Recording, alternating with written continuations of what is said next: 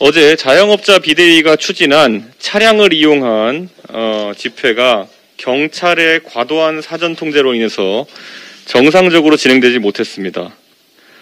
헌법 21조가 규정하고 있는 집회 및 결사의 자유는 무슨 이유로 제한된 것입니까?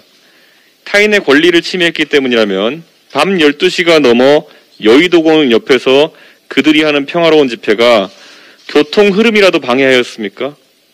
불 꺼진 여의도의 금융가에 새벽까지 야근하는 직장인이 혹시 있어서 그들이 소음에 힘들어할까봐 통제한 것입니까?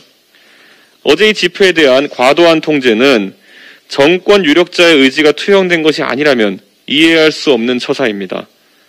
어제 수천 대의 차량이 행렬에 동참했다고 해서 방역 위험이 증가한 것도 아닙니다. 잘 복기해보면 코로나19 상황에서 이동형 선별진료소, 즉 드라이브스루식 검사소는 오히려 안전한 방식으로 정부에서 홍보했던 적이 있습니다.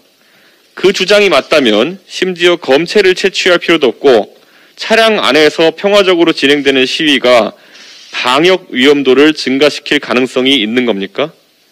아니면 코로나가 이제는 경적 소리만으로도 전파될 수 있다고 믿는 것입니까? 어제 경찰은 경적 사용에 대한 범칙금을 물렸다고 합니다. 경적을 과도하게 사용하였다고 범칙금 4만 원 내도록 계도하는 것이 장사하게 해달라고 오열하는 자영업자들에 대한 문재인 정부의 답변입니까? 이들은 반정부 인사이기에 어제 시위에 나선 것이 아니라 오히려 지난 1년 반 동안 너무도 방역 정책에 잘 협조했기 때문에 이제는 더 이상 버틸 수 없어서 언제까지 버텨야 하냐고 묻기 위해 참여한 것입니다. 그리고 민주당이 가짜뉴스의 피해를 방지하기 위해 언론의 책임을 강화하겠다고 언론중재법 개정안을 밀어붙이고 있습니다.